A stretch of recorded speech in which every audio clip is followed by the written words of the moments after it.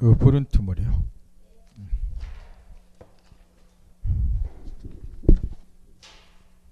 푸른 투물 5페이지 펴놓으시고 저번에 이제 3페이지까지 그렇게 들었고 올해 저번 시간에 이제 이런 소리 저런 소리를 많이 했는데 딱 이제 한 거는 요 한마디라는 거예요. 민법은 절대 잊으면 안 될 거 실체법이다. 따라서 이제 권리나 의무에 관해서 규례놓은 법이니까 우리가 이제 민법 시간에 배우고자 하는 것은 이거 하나를 배우더라. 예를 들어서 이 갑이 이제 건물 소유자인데 을하고 매매 계약을 체결했고 매매 계약 체결한 결과 매도인은 예를 들어서 12월 10일까지 소유권 넘겨주고 대금 지급을 약속을 했다. 그러면 12월 10일까지 매도인은 소유권을 이전해줄 의무 부담하고 반대로 이제 상대방은 매수인은 반대의 권리를 가질 것이고 소유권의 채권 갖고 대신에 매수인은 대금을 지급할 의무를 부담을 하고 이에 대응해서 반대로 매도인은 대금 지급 조건 권리를 갖고 이처럼 이제 민법 실체법이니까 이런 매매 결제를 했을 때 매도인 매수인 각 당사자는 어떤 권리 의무를 갖는가 요관을 배운다. 이걸 저번에 가르쳐 줬다는 거. 대신 이제 우리가 앞으로 민법 시간에 교재에서도 마찬가지고 저도 마찬가지고 이렇게 이제 일방이 권리가 가지면 타방은 의무를 부담하기 때문에 또 근대 민법은 권리본위로 구성이 돼 있고 그런 말은 어려우니까 인간의 본성상 주로 이제 권리를 좋아하다 보니까 우리 민법 교재는 권리를 중심으로 책이 설명이 돼 있다 그 말이게. 그러다 보니까 이제 우리 민법전에 들어있는 조문 숫자가 민법은 사법으로서 이렇게 개인과 개인 사이의 생활관계를 규율하는 법이 사법이고 민법이 이제 이 대표적인 사법에 해당이 되고 개인과 개인 사이의 생활관계는 워낙에 방대하다 보니까 민법전에 들어있는 법조문 숫자만 놓고 봐도 1118개인데 요거를 이제 권리를 중심으로 해서 권리 있으면 의무가 있으니 권리를 중심으로 해서 크게 다음과 같이 세 등으로 나눠볼 수 있다. 마지막에 이걸 가르쳐 줬단 말이에요. 누가 권리를 취득하고 의무를 부담하는가.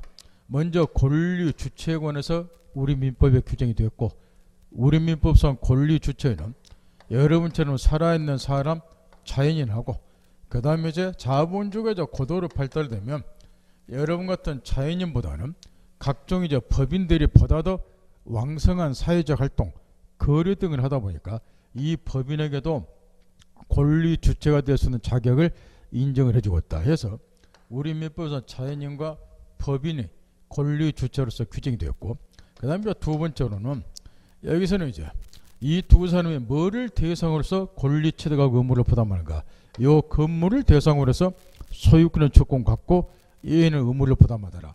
이때 이 건물과 같은 것을 권리 객체에 그라고 이 권리 객체도 이제 권리 종류에 따라서 여러 가지로 구별하던데 그 중에서 이제 가장 중요한 것은 여기 칠판의 사례처럼 이런 건물 같은 물건이 주로 권리 객체가 되니까 우리 민법에서는 이 물건에 관해서 권리 객체로서 규정이 되어 있고 그 다음에 이제 마지막으로 세 번째는 권리는 뭐가 원인이 돼서 발생하고 변경하고 소멸하는가 이거를 권리 변동거라는데 권리가 발생하고 변경하고 소멸한 이유는 뭐냐 이 이야기인데 이 권리 변동 후 원인과 관련해서는 그걸 권리 변동 원인 그러는데 크게 이제 우리 민법에서는 이런 계약과 같은 것을 법률 행위라 그러는데 앞으로 자세히 배운다고 그랬죠.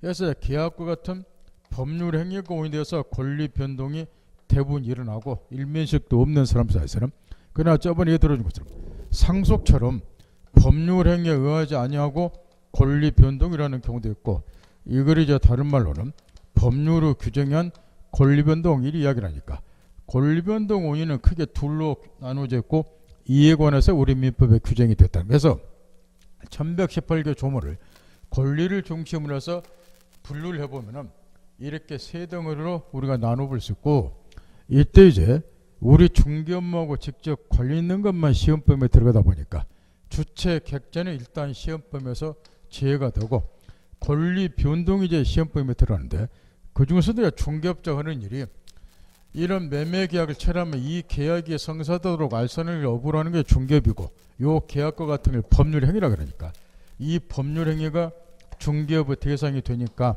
요것만 우리 시험 범위에 들어가고, 그 대신 이제 나머지 시험 범위에 직접적으로 들어가지는 아니하나 권리, 주체, 객체, 그 다음에 이제 법률 행위에 의하지 않고, 바꿔 말하면 법률을 규정해서 권리 변동이라는 경우는 시험 범위에 직접 들어가지는 아니하나 이게 상호 연계가 되어 있기 때문에 요 한 가지 사례도 보면 매도인 매수는 여기서 권리 주체고 요 건물이 권리 객체고 그 다음 이 계약에 의해서 권리 변동이 났고, 그러면 이 계약이 성립이 되려면 이 권리 주체도 있어야 되고 객체도 있어야 되니까 이게 상호 연계가 됐단 말이에요.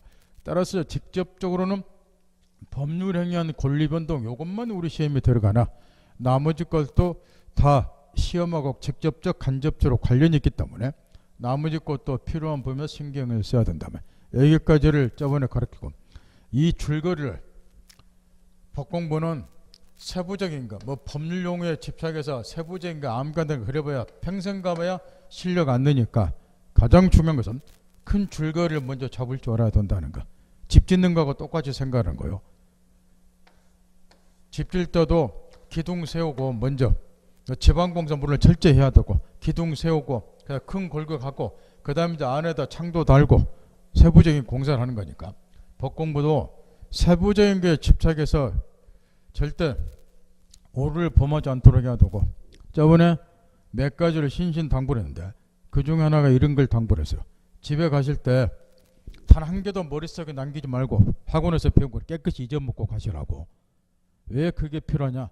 지금 머릿속에 남겨놓은 거는 외운 거니까 처음부터 외우기 시작하면 실력이 늘지 않으니까 감만 잡고 이해주로 감만 잡고 정확히 이해 못해도 된다고 그러죠. 감만 잡고 집에 가야지 외운다든가 머릿속에 뭘 남겨놓으려고 억지로 놀아가지 말라고. 나중에 가면은 저절로 내 머릿속에 다 들어오게 돼 있어요.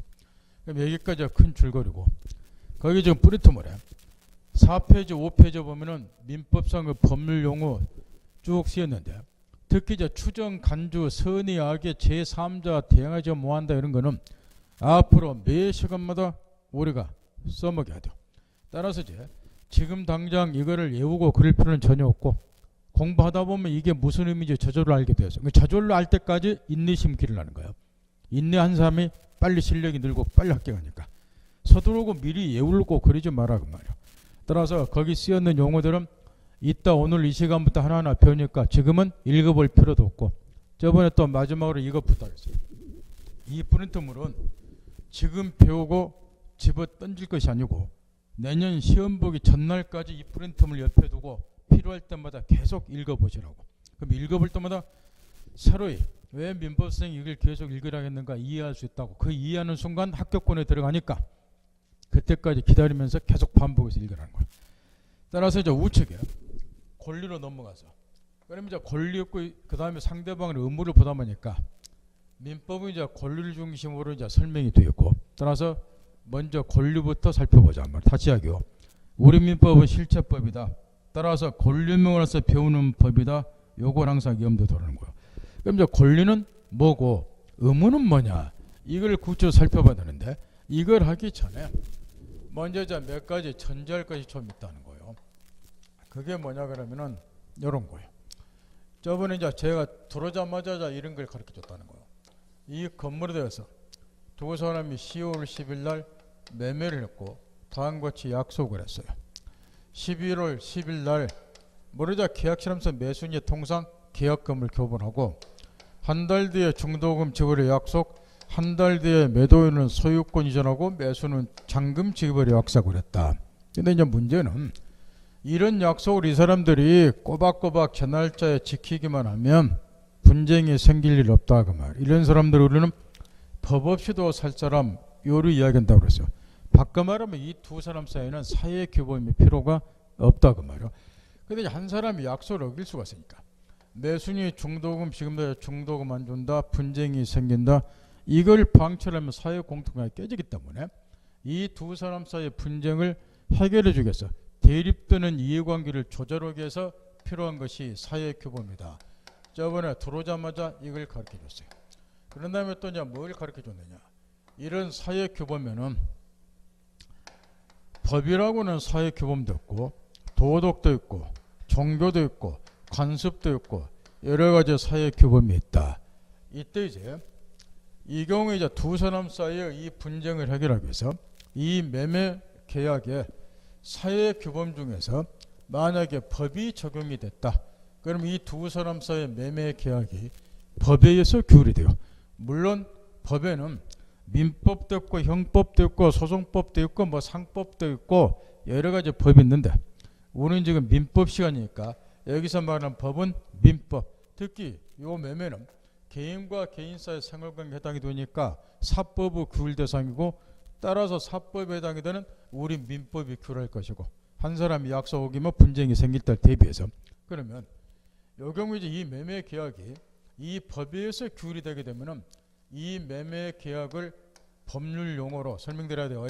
받아 적을 필요 없고 책에 다 있으니까 설명 처음부터 듣는 훈련해야 되니까 법률 관계라고 이야기를 한다 그 말이야. 분쟁이 생길 수가 있다. 한 놈이 약속 어기니까 그때 대비해서 사회 규범 중에서 법 지금 민법을 말해요. 법이 규율을 한다. 그럼 이 매매 계약 같은 것을 법률 용어로 법률 관계라고 이야기를 한단 말이야. 그럼 이 법률 관계에 해당이 되면 당사 사이에 이제 어떤 일이 벌어지는가? 일정한 권리무가 나타난다 그 말이야. 예를 들어 12월 10일까지 소유권 넘겨주고 얘는 잔금 지불을 약속을 했다. 그러면 이 약속이 이 사람들의 의무가 된다 그 말이야. 따라서 얘는 12월 10일까지 소유권 이전 의무 부담하고 얘는 잔금을 지급할 의무를 부담하고 상대방은 물론 반대의 권리를 가질 것이고 이러한 권리무가 나타난단 말이야. 법률관계에 해당이 되면 법이 규율을 하게 되면 그러면 이제 결론이 이렇게 된다는 거야. 저번에도 이야기했다시피 이 의무는 이제 법적인 구속을 말하기 때문에 만약에 의무자가 의무 이행을 안 하게 되면 상대방 권리자는 국가의 공권력 여기서 국가의 공권력은 재판제도라고 그랬죠.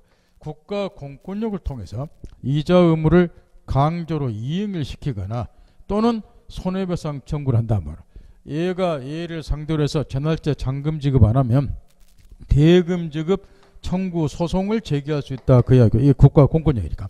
그래서 승소 판결 확정이 되면 이 확정 판결을 가지고 이자와 재산에 대해서 강제 집행 등을 함으로써 강제로 돈 받아갈 수 있다. 또는 손해배상 청구를 하게 되고 따라서 이 의무를 부담하게 되면 의무는 반드시 이행을 해야 되고 이행하지 않게 되면 개입 박살을 난다. 요걸 가르쳐줘요. 결론이 이렇게 되는 거예요. 그러면 이제 다시 원점으로 돌아가서 두 사람은 매매계약 체결할 때 일방이 약속 어길 수가 있으니까 여기 이제 사회 규범이 적용이 된다.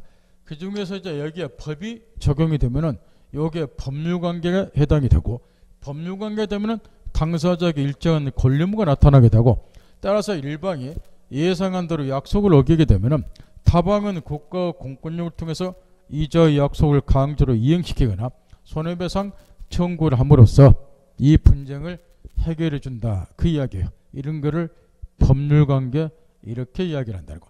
그래서 그 책에 보면 법률관계 그래가지고 1, 2 가로친 1, 2번에 방금 해준 소리를 쭉 써놨으니까 한글만 하면 이해할 수 써놨어요. 또 읽는 훈련이 아주 중요하고 정말로 앞으로 시험 끝날 때가 있다고 공부 잘 하지 마세요.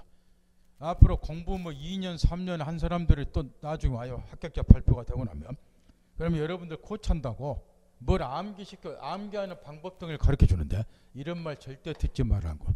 이걸 들어가지고 폐가 망신하는 사람들 나 수천 명 봤어요. 절대 외우지 말고 읽는 훈련하라. 그러면 나중에 하면 암기 안 해도 저절로 필요한 것들이 머릿속에 차곡차곡 쌓여. 이게 실력이라고 말이에요. 따라서 방금 가르친 1번에 제가 칠판에 설명해 준 것들을 이해할 수 있도록 문장으로 써놨으니까 집에 가서 꼭 읽어보고 그런 다음에 뒤에 넘겨서 지금부터 이제 이 법률관계를 이해하기 위해서 이거하고 대비가 되는 용어를 하나 우리가 이해를 해봐야 되는데 이 법률관계하고 대비가 되는 것 중에 인간관계라고 하는 게 있다 그 말이에요. 인간관계라고 하는 거. 그럼 이 인간관계는 뭘 의미하느냐. 지금 여기 사회규범은 여러 가지 있는데 이 중에서도 법이 이제 규율을 하게 되면 이걸 법률관계라고 그러는데 법 이외에 도덕이라든가 종교라든가 간섭 등에서 규율되는 생활관계를 우리는 인간관계라고 이야기를 한다 그 말. 무슨 얘기냐 그러면은 요 사회를 이제 약간 변형을 시켜보자 그 말이야. 또 똑같이 전제를 해보자는 거. 지금 일방이 또 약속을 어길 때를 대비해서 그런 분쟁이 생기니까 이번에는 법 말고 도덕이라고 하는 사회 규범이 여기에 적용된다고 가정을 해보자 아마. 그러면 아까는 이 매매가 법률관계에 해당이 됐지만 이제 도덕이라고 하는 사회 규범이 여기에 적용되면 이런 것은 법률관계가 아니라 인간관계라고 부른다 그 말. 이렇게. 그러면 법률관계하고 달리 인간관계는 이제 뭐가 특징이냐? 아까 이 매매 계약에 법이 규율해서 법률관계 되면은 당사자의 약속이 의무로 나타나고 상대방은 권리를 가졌지만 이 도덕이라고 하는 사회 규범이 규율해서 인간관계에 해당이 되면 당사자에게는 권리무가 나타나지를 않는다 그 말이요. 그러면 또 똑같이 전제를 해보자 말이요. 이 매수인이 대금 지급 날짜에 대금 지급을 안 했다 그 말이요. 그럼 매도인은 아까처럼 매순 약속을 어긴 매순을 상대로 해서 소송을 제기하거나 손해배상 청구할 수 있는가 요걸 생각을 해보라는 거예요. 이번에는 요게 안 된다 그 말이요. 왜 안 되겠냐 그 말이요. 얘가 약속했던 것이 이자 의무가 아니기 때문에 그런단 말이야. 인간관계 해당이 되면 도덕의 규율하면 인간관계 해당이 되고 인간관계 해당이 되면 법률관계가 반대로 당사자에게 권리 의무가 나타나지 않는다는 거게. 따라서 얘가 대금 지급하는 약속을 어기는 것이 이자가 그 약속의 의무가 아니기 때문에 의무를 이행하지 않은 것이 아니고 따라서 이 상대방 쪽에서도 반대 권리를 갖는 것이 아니기 때문에 얘를 상대로 해서 소송을 제기해서 강제로 약속을 이행시키거나 손해배상 청구를 못한다. 그러면 이제 어떤 결과가 되느냐. 이자가 전날짜에 중도금이나 잔금을 지급하냐 마냐 하는 것은 이자의 자발적인 의사에 맡길 수밖에 없다 그 말이요. 이게 도덕의 규율에서 인간관계를 말한다. 법에 의해서 강제를 못한다. 이 약속을 이런 거를 인간관계 이렇게 부른단 말이에요. 그러면 여기서 이제 우리가 가치 판단을 하나 해봐야 된다는 거. 무슨 가치 판단을 해야 되느냐. 지금 두 사람이 매매 계약을 체결했다. 그러면 분명히 이제 이 하다 보면 일방이 약속을 어길 수가 있다. 그때를 대비해서 사회 규범이 필요하다. 해서 우리가 간단히 비교를 해봤다는 거. 법이 규율했을 때 법률 관계, 법 위에 도덕이나 종교 등의 규율했을 때 인간관계, 양자 차이를 비교를 해봤어요. 그럼 그 차이는 이해했을 거라고 말이요. 그러면 이 경우는 이 두 사람서 매매 계약에 법이 규율을 해서 법률관계로 보는 것이 옳은 건지 아니면은 도덕이나 종교가 규율함으로써 인간관계로 보는 것이 옳은 건지 이걸 우리가 판단해야 된다 말이야. 예를 들어서 방금 살펴본 것처럼 도덕이 규율해서 인간관계 해당이 되면 이자들에게는 권리 의무가 나타나지 않기 때문에 일방이 약속을 어기더라도 이 약속을 강제로 이행시킬 방도가 없다는 거예요. 그러면 어떤 일을 벌이느냐. 계속해서 얘는 이제 마음에 착하니까 약속은 지키지만 얘는 이제 대금을 전날짜 지급 안 해서 약속을 어기고 근데 얘가 국가 공권력을 통해서 이 약속을 강제로 이행도 못 시키고 얘는 배째라 이렇게 나오고 그러면 결과적으로 사회 공동체는 결국 깨질 수밖에 없다. 따라서 이런 매매 계약의 경우는 이제 결론을 내린다는 거. 도덕이나 종교가 아니라 법이라고 하는 사회 규범이 규율하는 것이 맞고 따라서 이거는 인간관계가 아니라 법률관계로 보는 것이 옳을 거라고 말. 그래야지 이 매수인이 중도금이나 잔금 지급된 약속은 이자 의무로 나타나게 되고 그러면 매도인은 거꾸로 권리를 갖고 따라서 얘가 약속을 어기게 되면 의무를 이행 안 했으니까 얘는 권리자는 국가 공권력 소송을 통해서 이자 약속을 강제로 이행시키거나 손해배상 청구를 하게 되고 이 약속을 어기면 의무를 이행하지 않은 사람이 되니까 법에 의해서 개박살을 내버려야 된다. 그래야지 전날짜에 칼같이 약속을 지키게 되고 그래야 사회 공동체가 유지가 되고 이렇게 될 거라고 말이야. 이런 거를 법률관계 이렇게 하기로. 따라서 제가 거기에 보면 인간관계 이런 말이 딱 쓰였고 가로친 2번에 인간관계인가 법률관계가 구별은 법의 보호를 줄 이익이 있는가를 고려해서 결정을 해야 된다. 그 말이렇게. 인간관계한 약속으로부터는 법률관계는 벗어난다. 따라서 이러한 약속으로부터 그 이행을 청구한다. 손해배상 청구는 뭐한다. 이게 인간관계거라. 그러면 이해를 돕기 위해서 하나만 더 살펴본다. 그 말이야. 이런 거는 그럼 못 하겠냐. 그 말이야. 지금 감남과 을려가 부부간이라고 가정을 해보자. 말이야. 부부간이라고. 그러면 중개사 시험 공부는 가정주부들이 좀 많이 있는데 중개사 시험 공부하러 왔다. 그 말이야. 근데 왜 공부를 하러 오느냐? 이 가정주부가 직접 증 따서 중개하고 그런 것보다는 남편들이 퇴직을 하면 우리는 재취업 기회가 별로 없다. 그 말이야. 그래서 남편이 중개사 공부를 해서 퇴직한 후에 사무실 차리고 싶은데 중개사 시험이 쉬운 게 아니기 때문에 부인을 지금 꼬드겠다. 그 말이야. 당신 좀 공부를 하라. 여기 힘들다는 걸 알기 때문에 이런 아주 영악스러운 남편들이 무지하게 많아요. 그래서 이제 꼬드겠다. 대신 약속을 했어요. 대신 당신이 시험에 합격하면 생일 선물로 승용차 한 대 사줄게. 이렇게 약속을 했다. 실제로 이런 약속을 받고 공부한 가정주부들이 많이 있어요. 문제가 하나 터졌다. 말이에요. 이 부인이 합격을 했고 그 다음에 생일날 분명히 생일 선물 사줬다 약속을 했는데 이 경우도 마찬가지야. 남편이 약속을 칼같이 이행을 하기만 하면 두 부부간에 분쟁이 생길 일이 없어요. 생길 일이 없으니까 여기에 무슨 사회규범이 정될 일이 없다는 거예요. 그런데 남편이 약속을 어겼다. 그 말. 생일 선물로 자가용 사주겠다 약속했는데 약속 어겼다. 그 말이야. 그랬을 경우에 이 부인이 남편을 상대로 승용차 사달라고 소송 제기할 수 있는가, 손해배상 청구할 수 있는가, 이런 걸 사고할 줄 알아야 된다고 말이야.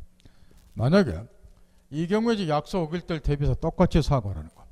사회 규범 중에 이것도 이제 개인과 개인 사이 생활관계니까 민법이라는 법이 여기에 적용이 됐다. 그럼 이 부부지간의 관계가 법률관계에 해당이 돼요. 그러면 남편은 생일 선물을 사줄 의무를 부담하고 부인은 반대 권리를 갖게 돼요. 따라서 남편이 이 약속을 오게 되면 의무를 이행 안 했으니까 부인은 남편을 상대로 승용차를 사달라는 소송을 제기해요. 그 부인이 승소하게 돼 있어요. 그러면 강제로 이 약속을 지켜야 되고 또는 손해배상 청구도 하게 돼요. 이렇게 이제 법률관계 되면은 부인은 법에 의해서 보호를 받기 때문에 충분히 이제 목적은 달성해요. 생일 선물 받아낼 수 있다고 말. 그런데 이 부부지간의 관계가 우찌되겠냐 그 이야기요. 따라서 이런 부부지간의 관계 같은 경우는 생일 선물 사줬다 약속했다는 이런 거는 법의 보호를 줄 것이 아니고 부부지간이고 생일 선물 사줬다 하는 거니까 당사자 자율적인 의사결정에 맡기는 것이 바람직하지 않겠냐 말이야.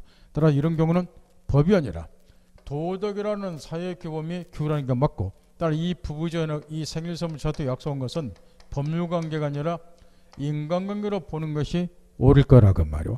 따라서 이 경우는 생일 선물 사주었다 약속한 것은 이 남편의 의무가 아니기 때문에 약속 오겠다 그래서 부인이 소송 제기하고 손해배상 청구 못하고 남편의 자발적인 선처에 의할 수밖에 없을 거라 말. 그래서 이런 거는 인간관계로 보는 거 옳을 거라 말. 여기까지. 제가 지금 많은 말을 했지만 여러분한테 뭘 가르쳐 주려고 이야기인지 알아들었나요? 눈만 껌뻑 보면 안 돼요. 뭘 내가 여러분한테 가르쳐 주려고 하는 건지 알아들으셔야 돼. 알아들었어요? 네.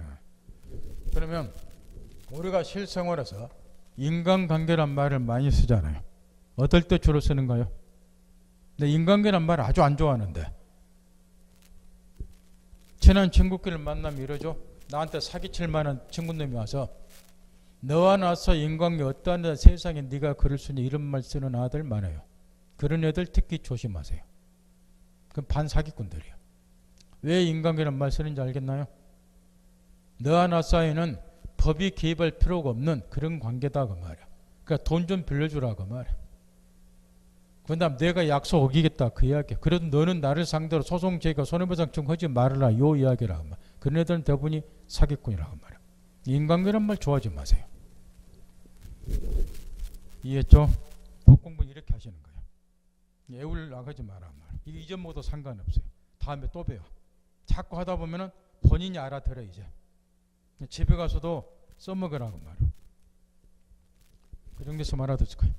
그 다음에 또 하나 이의를 돕기 위해서, 이번에 민법상 주로 이런 걸 다루기 때문에 이의를 또 하나 돕기 위해서, 여기 저 책에는 지금 프린트본을 일본에 빼놨는데, 그런 이제 이의를 돕기 위해서 하나만 더 생각을 해보자 말이야. 책에는 이제 법률관계인가 요것만 이의를 해도 법 공부는 지장이 없기 때문에 당연히 이제 전제를 하면은 우리는 지금 도덕 시간이나 종교 시간이 아니죠. 따라서 인간관계를 배우는 것이 아니고, 인간관계 여러분이 밖에서 알아서 하시면 돼.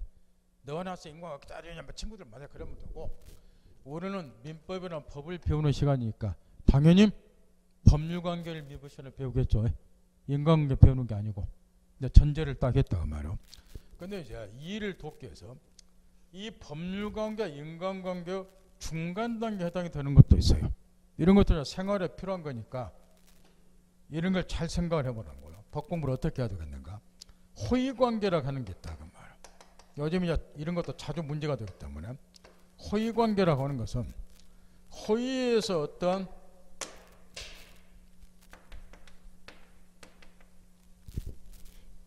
한자를 보면 참 잘 만들었다고 알 수 있어요. 이렇게 계집 여자고 아들 자자잖아요.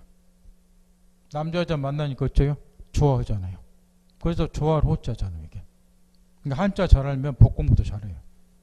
한자 문화권인가 우리는. 그래서 이 호의관계라고 하는 게 있는데, 요거는 이제 호의에 의해서 어떠한 이익을 주고받는 생활관계를 호의관계에 가려. 요즘 이제 언론에 자주 보다는 호의동생 같은 거. 편안한 마음으로 들어가면 저 사람은 우리한테 지금 무슨 이야기 하려고 하는 거라. 그래서 그 마인드를 깨우치고 집에 가시면 돼요. 호의동생 같은 거. 예컨대 갑하고 우리 같은 우리 드림공인중개사학원에 같이 학원을 다니는데 같은 아파트 단지에 살아요. 근데 이제 학원 올 때 버스 타고 다닌 것보다 아무래도 승용차로 다니면 편하죠. 그래서 이제 갑이라는 사람이 승용차로 이제 학원을 다니는데 마침 을이라는 사람도 같은 학원에 다닌다면 아파트 다니죠. 그러면 돈 안 받고 호의로 을을 동승을 시켜서 학원에 같이 다니죠. 이런 거를 호의 동생이라 그래요. 또는 이 갑이라는 가정주부가 또 중개사 공부사 학원을 다니는데 어린애가 있다가 말이요. 그래서 이제 옆집 을이라는 여자에게 서로 평소 친하게 지내니까 나 301호 302호 나 학원 갔다 올 때까지 우리 얘 좀 봐달라. 그러면 을이란 옆집 가정주부가 뭐 돈 받고 얘 봐주는 게 아니라 호의에 의해서 갑 어린애 6살짜리 어린애를 학원 수업 가니까 봐준다. 이런 거를 전부 호의관계 그래요. 호의에서 어떤 이익을 주고받는 생활관계 이렇게. 그럼 이 호의관계는 법률관계하고는 전혀 다르다 그 말이에요. 여기 법률관계 매매 같은 경우는 이 약속이 의무가 되기 때문에 상대방은 A한테 대금 지급해달라 이행하라 청구할 수 없는 권리를 갖게 돼요. 권리만 나타나니까. 근데 이런 호의관계는 대부분이 호의에서 어떤 이익을 주고받기 때문에 무상으로 지금 급부를 제공하는 거예요. 여기 자승용차 태우고 다니는 것도 공짜로 태우고 다니고, 요 을이랑 가정주부가 갑의 예를 봐주는 것도 공짜로 봐주는 거라고 말이에요. 이런 거를 호의관계, 그래. 호의에서 어떤 이익을 주고받기 때문에. 따라서 법률관계하고 달리 요 경우에 이 을이라는 사람은 갑을 상대로 승용차로 나를 한국에 태워달라 이렇게 청구할 수 있는 권리는 없죠. 또는 이 갑 가정주부가 옆집 가정주부에게 내가 학원 갔다 올 때가 우리 애 봐달라 청구할 수 있는 권리 없죠. 여기 동승시켜줄 반대로 의무도 없고 얘 봐줄 의무도 없고 이런 걸 호의관계가 그래요.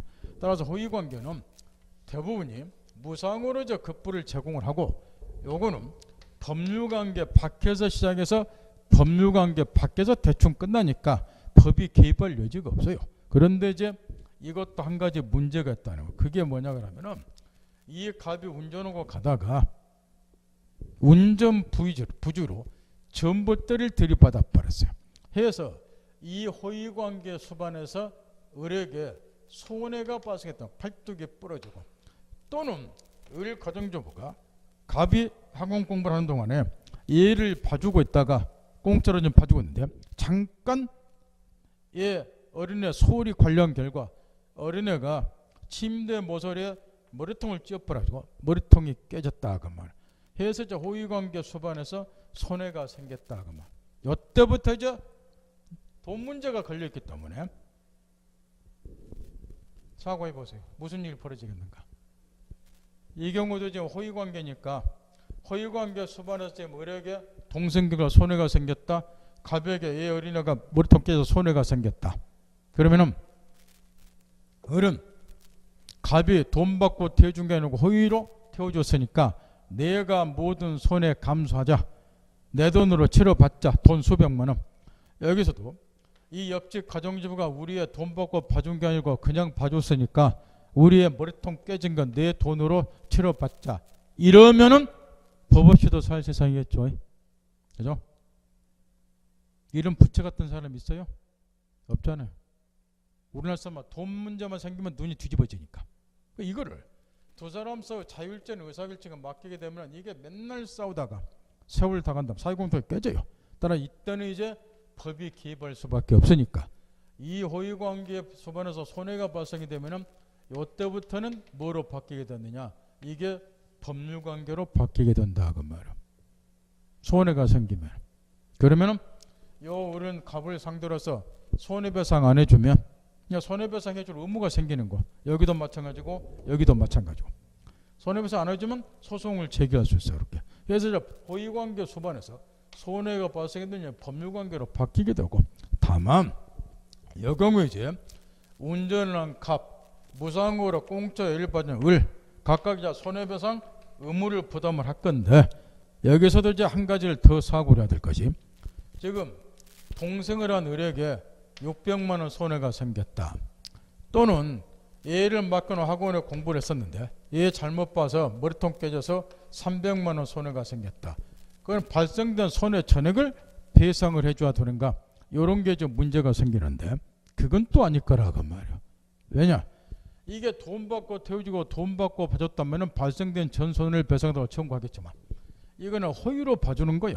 호의로 동생시키고 호의로 얘 봐줬고 따라서 그 호의성에 비춰볼 때 가해자에게 여기서는 갑, 여기서는 을, 이 가해자에게 상대방에 발생된 전 손해를 배상토록 하는 것은 너무 과오가기 때문에 통상 법원에서는 책임을 약간씩 감경을 시켜줘요.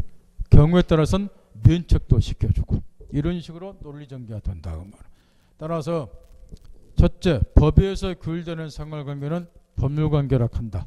그러면 당사자에게 권리무가 나타난다. 따라서 일방이 약속을 하게 되면 상대방은 국가 공권력을 통해서 강제로 그 약속을 이행시키는 손해배상 청구를 하게 된다.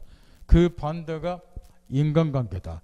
도덕이나 종교나 또는 간섭 등에서 규율된 생활관계를 인간관계라 그러는데 인간관계의 경우는 당사자에게 권리무가 나타나지 않는다. 당사자 자발적인 의사결정에 맡길 수밖에 없다. 따라서 법률관계로 볼 것인가 인간관계로 볼 것인가 하는 것은 그럼 이제 가치 판단 문제인데 아까도 이야기처럼 법의 보호를 줄 이익이 있는가 이 여부에 따라서 판단을 하면 된다. 이 중간 영역에 끼었는 것이 프린트물은 빠져있지만 몰라도 상관이 없으니까 호의관계라고 하는 것이 있다. 이 호의에서 어떠한 이익을 주는 생활과 호의관계 그러는데 이거는 통상적 무상으로 급부를 정하기 때문에 법률관계가 될 일은 없고 따라서 상대방은 그 이행을 하라고 청구할 수 있는 권리 공짜로 차 태워달라 예 봐달라 청구할 수 있는 권리는 없다. 따라서 대부분 호의관계는 법률관계 밖에서 시작해서 법률관계 밖에서 끝이 난다. 그러나 호의관계 수반에서 손해가 발생이 되면 이때는 법률관계로 바뀔 수가 있다. 따라서 상대방은 손해배상 의무를 부담하기도 하지만 그러나 발생된 전 손해를 부담 들어가는 것은 너무 가오가니까 호의성이 비춰올 때 책임을 강경 또는 면책시켜주고 있다. 우리 법원에서는 이게 기본 줄거리예요. 이해할 수 있겠죠? 그럼 이제 전제는 결론은 내렸어요. 우리는 민법이라는 법을 배우기 때문에 인간관계가 아니라 뭘 배운다? 법률관계를. 따라서 앞으로 시간 중에 제가 이렇게 예를 들어줘요.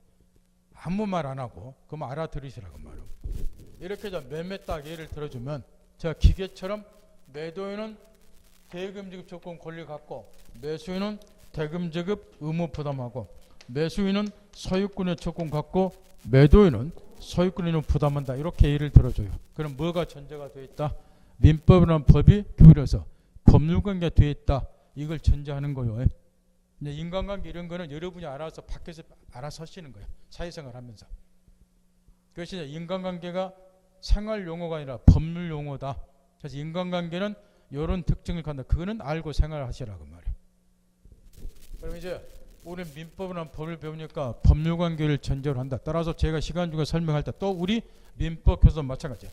매매, 뭐 임대차, 교환 계약 나면 당연한 듯이 권리의무 이렇게 전제를 딱 한다.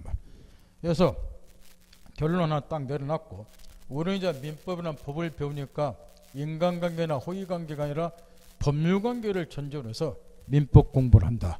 따라서 민법이나 실제법이니까 매매계약 체결하면 법률관계. 따라서 매도인은 소유권 이름을 부담하고, 매수인은 소유권 이전 조건 갖고, 매수는 대금지원 부담하고 대금지원 조건 갖는다. 이런 권리의무가 생긴다. 첫 번째 결론을 딱 내렸어요.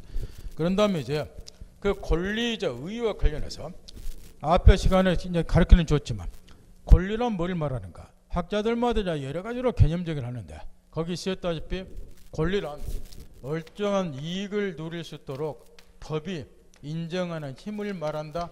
요런 이야기를.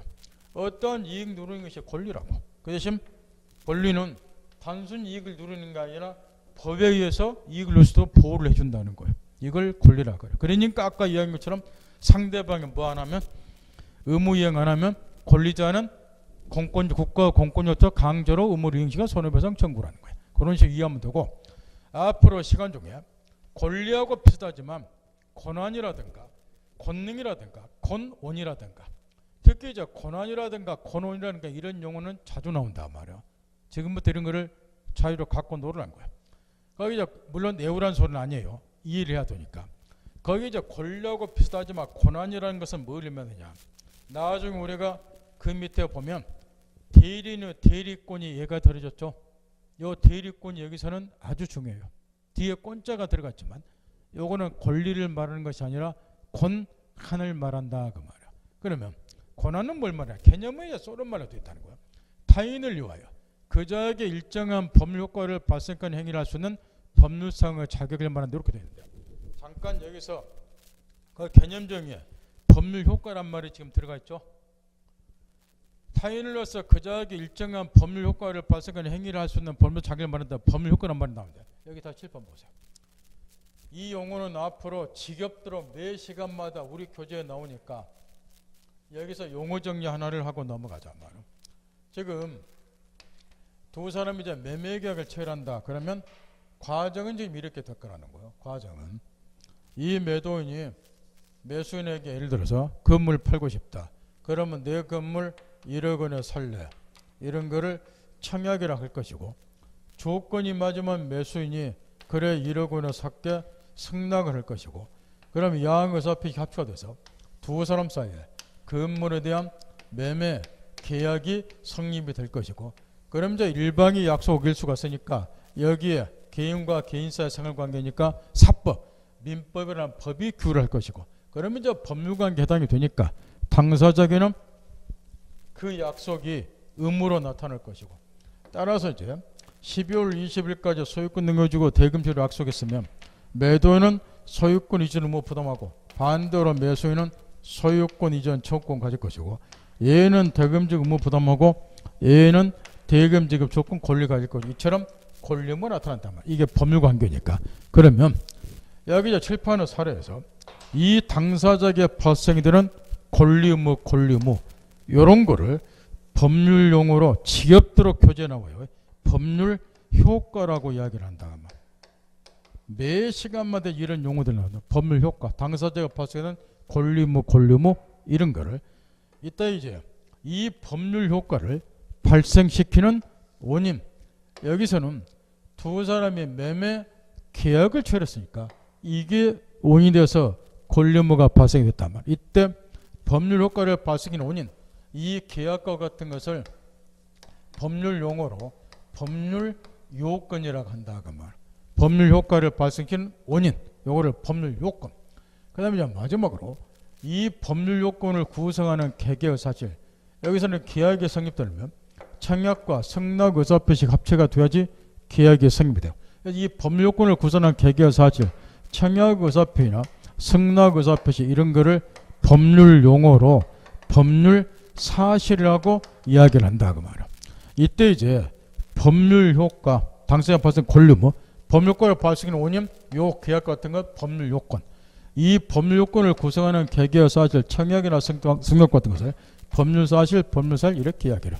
따라서 거기 지금 권한의 개념에 법률 효과란 말이 나와 있기 때문에 권한은 이제 이런 걸 말한단 말이야. 앞으로 우리가 이제 시간 중에 대립 공부를 엄청나게 할 건데, 이 갑이 토지 소유자예요. 이 토지를 팔고 싶은데 내가 공사다망하다. 그럼 믿을 만한 얘한테 내 땅 좀 팔아달라 대리권을 줄 거라고 말이에요. 이때 이제 이 대리권을 수여한 갑 같은 사람, 토지 소유자, 이런 사람을 본인이라고 불러요. 이렇게. 그 다음에 대리권을 수여받는 일 같은 애를 당연히 대리인할 거죠. 편하게 듣기만 하는 거 메모하지 마세요. 대리인을 하라고 나중에 지겹도록 배우니까. 그 다음에 이제 이 대리인과 대리권을 수여받았으니까 상대방 매수인을 찾아서 이해하고자 계약을 체결, 매매 계약을 체결. 그럼 이거를 대리 행위라고 부르고, 이때 이 병 같은 사람을 상대방이라고 불러요. 이렇게. 그러면 여기서 대리인이 상대방하고 매매 계약을 체결한다 그 말이에요. 그러면 이제 문제는 뭐냐?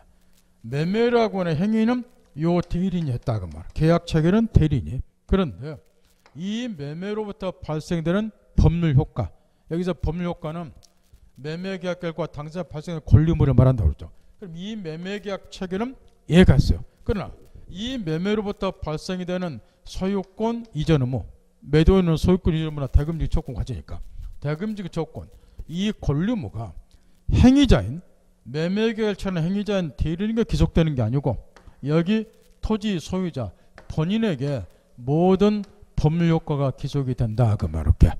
법률 효과가 이때 요 대리인이 본인을 대신해서 매매 계약을 체결할 수 있는 법률상의 자격을 갖는데 그 자격을 권한이라고 부른다. 그래서 대리권에 권자가 들어갔다 그래서 요 권은 권리를 말하는 게 아니고 권한을 말한다.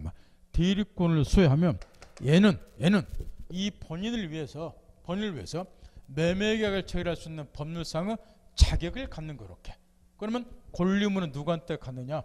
행위를 한 대리인이 권리무 갖는 게 아니고 이 본인에게 모든 법률과 계속 권리무를 갖게 돼요. 이 갑 소유자가 소유권 이전 의무 부담하고 역으로 매수인한테 대금 지급 청구권도 갖게 된다 말.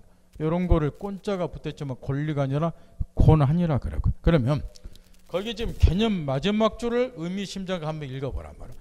그 일정한 이익이 행위자가 아니라 타인에게 기속되는 점에서 권리자 자신이 이익을 받는 권리와 구별된다. 이런 말을 읽으면서 빨리빨리 알아들으라고 말이야.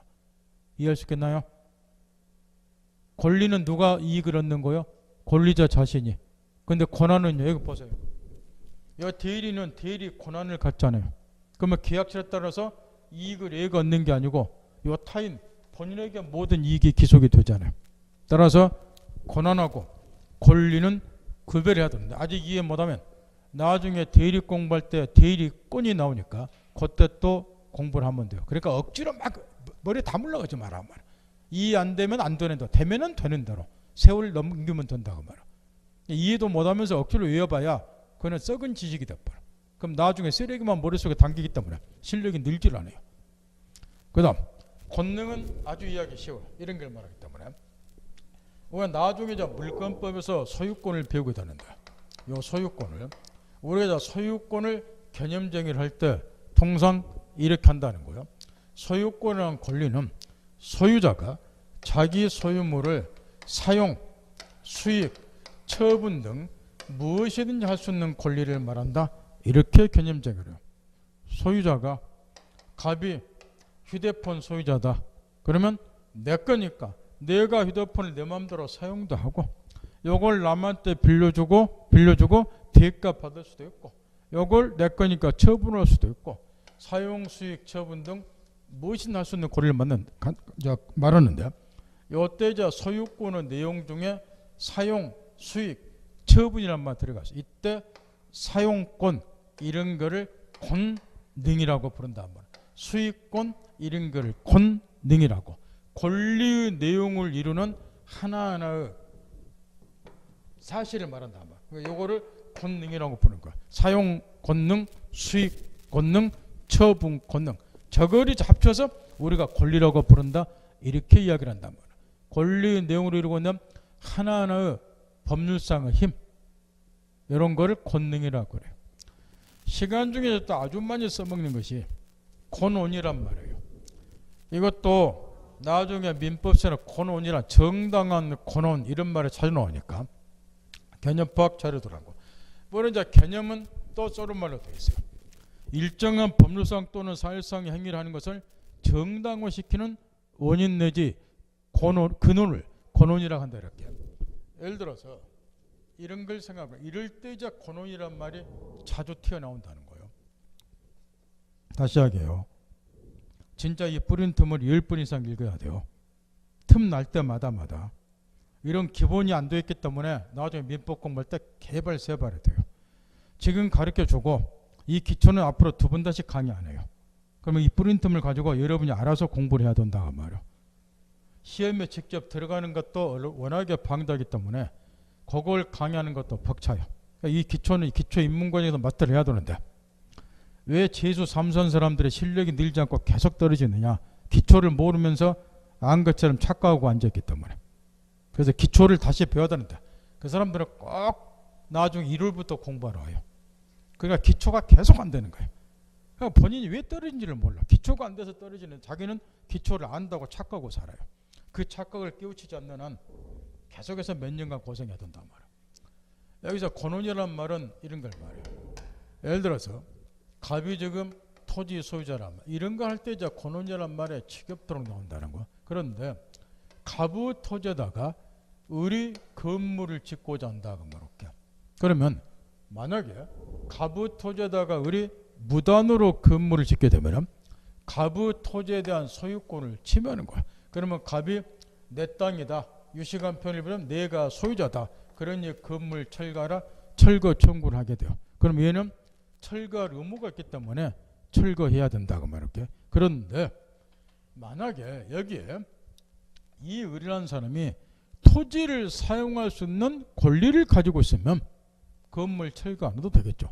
그래서 이제 이 을이 토지 소유자 갑하고 토지를 빌려 쓰기로 하는 임대차 계약을 체결하고, 그런 다음에 이제 토지를 사용 수익할 수 있는 권리, 그거를 우리는 임차권이라고 불러요. 토지를 빌려 쓰기로 하는 임대차 계약 체결했다. 그러면 갑이 임대인이고 을이 임차인이고, 그러면 임차인은 토지를 빌려 쓰기로 하는 임대차 계약 체결했기 때문에 토지를 빌려 쓸 수 있는 권리, 임차권한 권리를 갖게 된다. 그러면 이번에는 아까하고 달리 갑의 토지를 무단으로 얘가 사용한 게 아니고 임차권한 권리를 가지고서 사용을 했기 때문에 이번에는 이 토지 위에 얘가 정당하게 건물 지을 수도 있고, 그러면 임대인 토지 소유자는 철거 청구 뭐 한다. 이때 요 임차권의 권리, 나무 토지를 정당하게 사용할 수 있는 그 원인, 그게 임차권이죠. 이런 거를 권온이라고 부른다 그 말이에요. 나무 토지를 정당하게 사용 수익할 수 있는 원인 또는 근원, 뭐 때문이냐? 임차권 때문에. 이런 거를 권온이라고 부른다. 따라서 이제 이런 식으로 표현을 많이 한단 말이에요. 예를 들어서 을이 정당한 권원에 의해서 갑의 토지에 건물을 지었다, 이렇게. 그러면 이런 경우는 얘가 임차권 등을 취득하고서, 이게 이제 권원이니까 임차권을 취득하고서 갑의 토지에 건물을 지었기 때문에 정당한 권원이 있다는 거죠. 나무 토지 사용할 수 있는 원인이 있다는 거죠. 근원이 있다는 거죠. 그런 이런 경우는 요 갑이 얘한테 왜 내 토지에 건물 지었습니까? 철거하세요. 청구 뭐한다 그 말이에요. 이런 거를 권원이라고 그래요. 그래서 이런 걸 이제 설명을 할 때 이 권원이라는 말이 자주 나오기 때문에 이게 무슨 의미다? 그것만 이해를 하면 돼요. 그 다음 우측의 의무는 여러분이 이야기했다시피 이 의무는 법적인 구속을 말한다 말이에요. 따라서 의무자가 의무를 이행 안 하면, 매매 같으면 얘가 전열대 대금 지급 안 했다. 그러면 상대방 권리자는 국가 공권력 재판제도라 그랬죠. 소송 제기한다는 거죠. 국가 공권력을 통해서 이 의무를, 약속을 강조로 이행시키거나 손해배상 청구한다. 거기에 가로친 1번에 세 번째 줄에 이런 법률상의 구속에 있는 의무를 이행하지 않으면 그 이행을 서로서 강조하거나 손해배상 청구를 했다. 이 말을 목숨 걸고 깨우치라는 거예요. 절대로 잊어먹지 마시라 그 이야기예요. 그래서 의무가 얼만큼 중요한 거를 반드시 깨우치라는 거예요. 그 다음에 이미 앞에서 여러분이 이야기했다시피 권리가 있으면 타방은 그에 대응해서 통상 의무를 부담해요. 물론 권리만 있고 의무는 없는 경우도 있고 반대로 의무만 존재하는 경우도 간간히 있지만 일반적으로 권리가 있으면 타방은 의무를 부담한다는 거예요. 그래서 우리는 이제 권리 중에서 설명을 하고 그 다음에 이제 가로친 2번을 보면 의무와 구별할 개념으로서 간접 부분의 책무에 따라서 민법 528조가 제528조니까 민법 528조겠죠. 우리는 민법 공부하니까. 거기 예를 들었는데 요거는 계약법에서 시험에서 워낙에 중요해요. 따라서 나중에 528조를 계약법 들어가자마자 자세히 배우니까 지금 여기 설명을 알아듣지도 못하고 한 10분이 날아가 버려. 따라서 계약법에서 요걸 자세히 배우니까 그 밑에 쓰여있는 것은 그때 배우기를 하고 대신 2단계에서는 가로친 1번에 세 번째 줄 의무자가 의무이행 안 하면 상대방 우찌합니까? 그 이행을 소송을 통해서 강제시키거나 손해배상 청구할 수 있다. 그래서 의무는 반드시 이행을 해야 된다. 이행 안 하면 개박살난다. 이 정도만 이해를 하더라고 말이야. 그런 다음에 다시 원점으로 돌아가서 우리 민법은 지금 사법으로서 워낙에 방대하다. 1118개 줄이고 줄인 전문 숫자가 1118개다. 근데 요게 이제 크게 세 덩어리로 구별해 볼 수 있다. 권리, 주체, 객체, 권리, 변동 이렇게. 아까도 얘기했고 저번 시간에도 얘기했다시피 우리 시험 범위는 권리, 변동 파트만 시험에 들어가고 주체, 객체는 직접 시험에 들어간 건 아니라고 말이야. 그런데 문제는 권리, 주체, 권리, 객체를 모르면 권리, 변동을 이해할 수가 없다고 말이야. 따라서 이제 우리가 앞으로 기본서 가지고 공부를 할 때는 시험 범위에 직접 들어가는 권리, 변동 파트만 집중적으로 공부를 하게 돼요. 근데 공부를 하다 보면 권리 주체에 해당이 되는 자연인, 법인도 끊임없이 나오고 물건도 곳곳에 튀어나와요. 이거는 다시 안 가르쳐줘요. 그럼 이걸 모르면 이걸 이해를 못하는데 시험 범위에 직접 안 들어가지만 시험 범위에 들어가는 권리 변동에 영향을 미치는 것이 권리 주체 객체라고 말이야. 근데 이것도 마찬가지죠.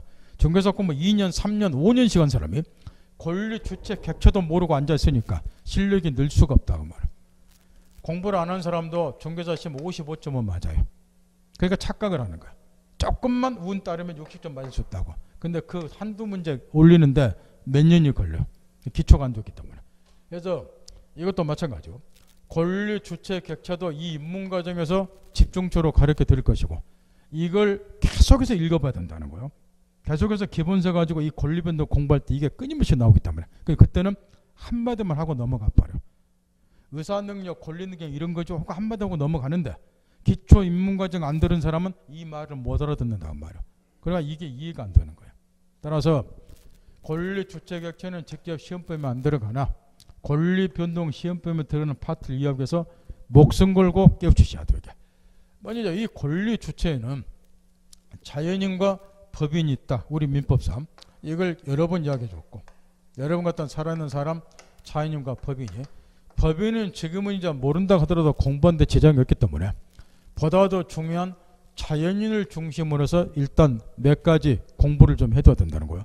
그러면 자연인, 법인이 따로 거기 지금 한자가 들어가 있는데 먼저 이제 가로친 2번에 보면 한자가 하나 나와 있어요. 일정한 사람의 집단 가로 열고 한자 있죠. 가로 2는 이게 가로 2번이라고 말해요. 한자 있잖아. 한자. 일정한 목적반 재산하고 가로 열고도 한자 있잖아요. 읽을 수 있겠나요? 앞쪽에 한자가 사단이고 뒤쪽 한자가 재단이에요. 법인은 사단법인이 있고 재단법인이 있다. 그런 의미예요. 앞쪽에 한자 사람의 집단을 사단이라고 한다면 사단법이란 말 들어봤죠? 뒤쪽 한자가 재단이에요. 재단법이란 말도 신문에 자주 나오잖아. 그 재단을 말한다고 말이야. 한자는. 그런 다음에 먼저 이제 권리나 의무 주체가 될 수 있는 법률상의 자격을 우리가 권리 능력 이렇게 이야기를 해요. 물론 이제 권리 능력을 갖는 자를 글자 그대로 권리 능력자 그러는데 뿌린트물에 이제 무슨 수가 또 나왔냐 그러면은 이 권리 능력자를 다른 말로는 인격자라고도 한다. 권리의무 주체가 될 수 있는 법률상의 자격, 이거를 권리 능력 또는 인격, 그 자격을 갖는 자를 권리 능력자. 물론 권리 능력자는 자연인과 법인이 있고, 이거를 다른 말은 인격자라고 이야기해요. 뭐래요? 책에서 또는 시험에서 주로 통용되는 용어는 권리 능력자, 이 용어를 많이 써요. 그러나 이제 인격자라는 말도 생활 용어하고 법률 용어는 차이가 좀 있네요.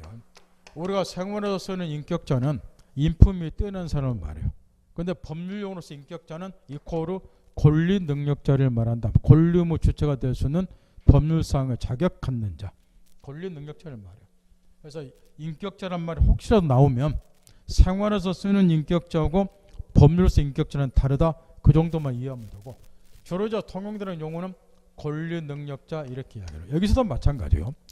원래는 권리 주체가 될 수 있는 자격, 법률상 자격을 갖는 자를 권리 능력자, 거꾸로 의무 주체가 될 수 있는 법률상의 자격 갖는 자를 의무 능력자 이렇게 구별을 하겠지만, 여러분이 여기다피 권리 쓰면 타방은 의무를 부담하니까 굳이 의무 능력자라는 말은 쓸 필요가 없다는 거야. 그러니까 권리 능력자 그러면 여기에 권리나 의무 주체가 될 수 있는, 의무란 말도 다 내포되는 거니까 권리나 의무 주체가 될 수 있는 법률상의 자격 갖는 자를 말한다.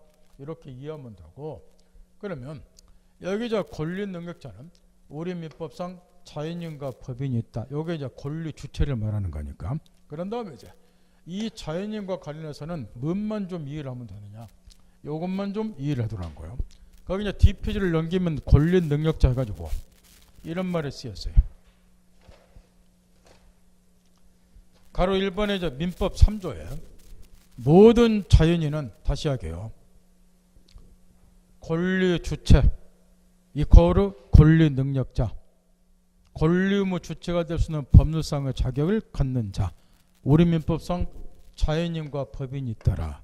그래서 이제 법인이 이제 나중에 본격적으로 이제 기본서를 공부할 때 필요한 거에서 몇 마디만 하면 되니까 그때 공부도 상관이 없고, 대신 자연인과 관련된 것은 지금 공부를 안 해놓으면 당장 다음 시간부터 엄청나게 헤매게 돼 있으니까 요거는 집중적으로 미리 좀 공부를 해야 된단 말이야. 그런데 자연인의 권리 능력에 관해서 우리 민법 3조는 이렇게 됐단 말이야. 모든 자연인은 생존한 동안 권리 의무 주체가 된다. 이렇게. 그러면 생존이라고 하는 것은 출생시부터 사망시까지를 생존이라고 하겠죠. 따라서 이걸 풀어보면 모든 자연인은, 여러분 같은 살아있는 사람들은 출생시부터 권리 능력을 취득을 하고 권리 의무 주체가 될 수 있다. 그 이야기요. 사망과 동시에, 출생시부터 사망시까지가 생존이니까 사망과 동시에 권리 능력이 소멸, 더 이상 권리 의무 주체가 될 수 있는 자격이 없다. 그 이야기예요. 이렇게. 그러면 모든 자연은 출생과 동시에 권리 의무 주체가 될 수가 있으니까, 권리 능력을 취득을 하니까 모든 자연인은 첫째, 연령 불문하고, 따라서 태어난 지 생후 한 달짜리 어린애부터 100살 잡수는 어르신까지 평등하게 권리 의무 주체가 될 수 있다고 말이야. 연령 불문하고, 성별 불문하고, IQ가 250이냐 IQ가 25냐 정신연령 불문하고, 모든 자연인은 생존한 동안 평등하게 권리 의무 주체가 된다 그 말이야. 출생과 동시에 권리 의무 주체가 되고 권리 능력 취득하고, 사망과 동시에 권리 능력 소멸되니까. 그럼 이 말은 이제 이걸 시험에서 물어본 게 아니고 이걸 이해를 해야지 민법 공부가 된다 그 말이야. 지금 이런 걸 생각해 보는 거야. 이 갑이 부로서 토지 한 필지를 소유하고 있다가 사망을 했어요.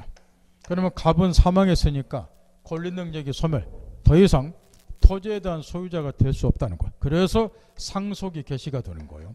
사망과 동시에 권리 능력이 소멸, 권리 의무 주체가 될 수가 없으니까, 못 알아들으면 더 이상 권리자가 될 수 없으니까 상속이 개시.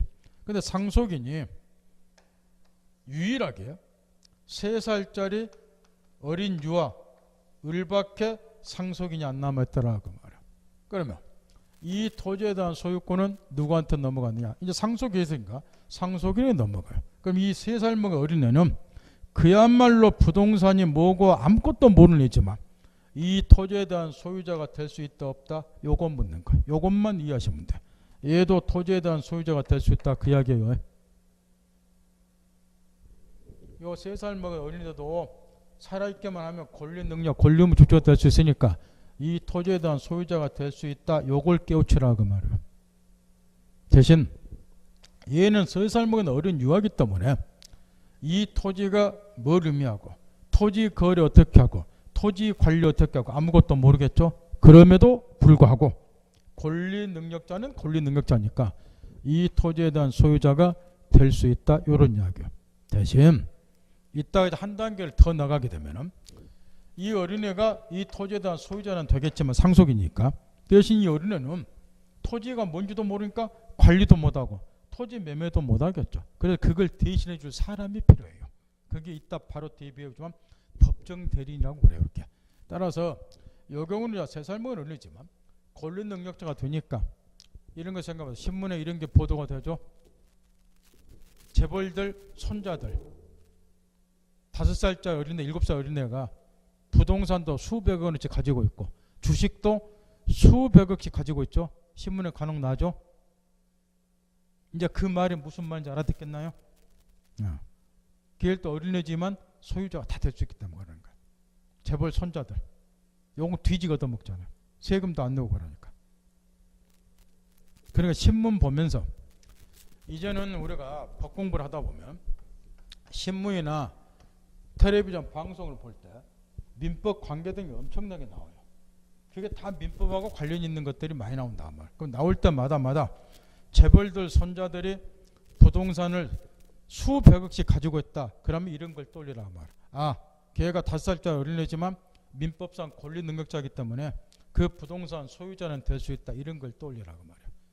그래야 공부가 되는 거예요. 공부 못한 사람 주택증은 욕만 드륵드륵 하고 앉는 사람이야. 저 개새끼들은 세금도 안 내고 저렇게 대물림하고 이렇게 욕만 드륵드륵 하면 영원히 발전이 없어요. 중개사 학교가고 거리 멀다 그 말이야. 이제 알아들었을 이 정도 됐으면. 따라서 이제 권리 능력에 있어서는 이것만 깨우치시면 돼. 모든 자인은 평등하게 생존한 동안 권리 의무 주체한다. 이 말이 무슨 의미인가? 생존은 출생기부터 사망 시기를 말하기 때문에 출생과 더불어서 권리 의무 주체가 될 수 있는 자격을 갖고 사망과 더불어서 그 자격이 없어진다. 그러니까 이제 사망하면 상속도 개시가 된다. 이것만 이해를 하면 된다 그 말이야. 그런 다음에 텔레비전에 그런 게 나오면 그걸 가지고 아 이런 말이구나 이해하면 돼요. 그래서 권리 능력에 생존한 동안 모든 자연은 평등의 권리 의무를 갖는다. 따라서 출생할 때부터 사망할 때까지를 말하니까 출생과 더불어서 권리 능력 체득하고 가로친 2번 사망과 동시에 권리 능력이 소멸이 된다. 그러니까 사망이 되면 상속 개시가 된다. 이런 이야기야. 나머지 거 안 해도 돼. 거기 보면은 사망하게 되면 권리 능력 상실이 되니까 상속도 개시가 되고 유언 도록을 발사하고 잔존변형 재운다고 막 써졌는데 그런 건 몰라도 되니까 상속이 개시한다. 그 정도만 이해를 하면 된다. 그 말은. 그 다음 지금부터 정신 바짝 차려야 돼요. 여기까지는 아무것도 아니에요. 지금 이제 우리가 간단히 아웃단을 살펴본 권리 능력자는 잘 들어야 돼요. 정신 바짝 차려야 돼요.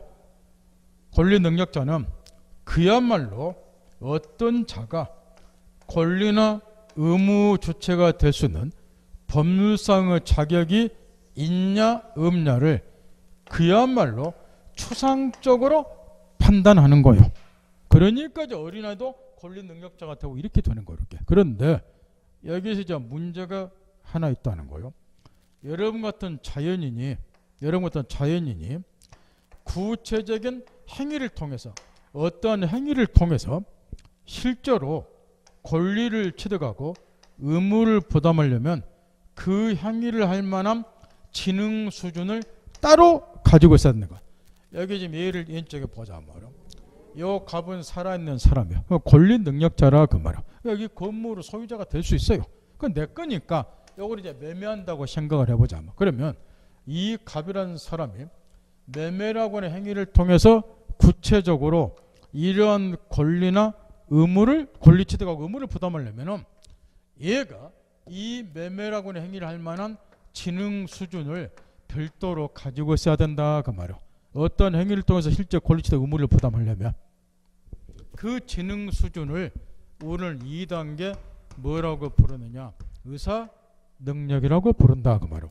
따라서 거기 지금 앞 페이지를 다시 넘겨보세요. 앞 페이지 넘겨서 7페이지에 제일 밑에 가로친 3번을 보자고 말이야. 거기에 이런 말이 쓰였을까? 권리 능력은 단순히 권리 의무 주체가 될 수 있다는 일반적 추상적인 자격에 지나지 않고 그 다음 줄이 아주 중요하단 말이야. 권리 능력자가 그 행위를 통해서 구체적으로 권리 취득하고 의무를 부담하려면은 그에 따르는 별도의 지능 수준, 능력을 가지고 있어야 되는데 그게 이제 밑에 쓰여 있는 의사 능력이나 행위 능력을 말한다 그 말이야. 그래서 이제 뒷필 넘기면은 행위 능력 부분에 1 의사 능력이 나온다 말. 거기 이제 가로친 1번에 또 써놨는데 세 줄로 모든 사람은 평등하게 권리 능력을 가지고 있으나 그렇다고 해서 모든 권리 능력자가 자기 행위에서 어떤 권리 취득하거나 의무를 부담하는 것은 아니다. 권리 능력자가 권리 취득하고 의무를 부담하려면 그 행위를 할 만한 일정한 지능 수준을 가지고 있어야 된다. 거기 써있죠. 구별 잘 하시라 말이야. 그래서 그 지능 수준을 제1단계 의사 능력 이렇게 부른다 그 말이야. 그래서 나오게 된 것이 권리 능력 다음에 의사 능력이라고 하는 것이 또 나오게 된다. 이런 일련의 과정을 이해를 못하면 앞으로 민법 공부는 죽었다 깨나도 못해요. 이게 민법 공부의 가장 기초예요. 얘가 정신병자로 생각을 해보라고 말이야. 정신병자도 권리 능력이 있을까요 없을까요? 있죠? 모든 자연은 평등하게 권리 의무 주체가 되는 거 살아있는 동안 아까 가르쳐줬잖아. 연령 불문, 성병 불문, IQ 불문, 정신연령 불문. 정신병자도 살아있기만 하면 권리 의무 주체는 돼요. 갑이 사망할 때 요 의를 정신병자로 해보세요. 정신병자도 상속받는다니까요. 권리 의무 주체가 된다고. 근데 요 갑이라는 애가 정신병자인데 아버지도 물려받은 건물을 소유하고 있다. 소유자는 되니까. 근데 이거를 직접 매매를 하고 싶다 그 말이야. 그럼 이 매매를 할 만한 지능수는 따로 가지고 있어야 된다 그 말이에요. 그걸 구별해야 된다고. 그 말 알아들어요? 그래 나오게 된 것이 의사능력이라고 하는 게 나오게 된다 그 말이야. 권리능력은 그야말로 어떤 자가 권리의무 주체가 될 수 있는 자격이 있냐 없냐를 추상적으로만 판단하는 거예요. 그러니까 연령 불문하고 IQ 불문, 정신 능력 불문, 권리의무 주체가 다 되는 거야. 살아있기만 하면. 근데 그 자연인이 어떤 행위를 통해서 실제로 권리 취득하고 의무를 부담하려면 그 행위를 할 만한 지능 수준은 따로 가지고 있어야 되는데 그거를 뭐라고 부른다? 2단계 의사능력이라 부른다. 그래서 이게 또 필요한 거라 그 말이야. 일단은 이걸 구별을 할 줄 아셔야 된다 말. 이게 민법 공부 가장 기초예요. 근데 중개사 공부 2년 3년 한 사람이 이런 거 아무것도 모르고 앉았는 거 악만 빼락빼락 쓰고 그래가 요행수만 바래. 나 요번 시험에 57점 맞았다. 한 문제만 더 먼저 합격한다. 합격 못해요. 이런 걸 모르면. 그 사람들의 맥시멈 점수는 55점에서 57점이에요. 이게. 근데 한 문제만 더 맞추면 합격 같은데 그 한 문제 못 맞추는 거예요. 실력이 늘질 않아요. 그러니까 기초 입문 과정을 제대로 공부를 해야 된다 말이에요. 따라서 이제 요 값을 일단 정신병자를 한번 가정을 해보자 말이에요. 정신병자도 권리 능력자예요. 건물에 대한 소유자가 돼요. 아버지로부터 물려받을 수도 있고. 근데 요거를 이 사람이 직접 돈이 필요하니까 매매하고자 한다. 그럼 이 매매를 통해서 이 사람이 소유권 이전을 부담하고 대금지급 조건을 취득하려면 이 행위를 할 만한 지능 수준은 따로 가지고 있어야 되는데 그거를 2단계 우리는 의사능력이라고 부른다. 따라서 권리 능력하고 일단 의사능력 구별해야 되는데 일단은 권리 능력자라고 해서 의사능력을 다 가지고 있는 건 아니에요. 그래서 이거를 칼같이 지금부터 구별하셔야 된다 그 말이에요. 여기까지 일단은 이해를 딱 해놓고 좀만 쉬었다 하죠.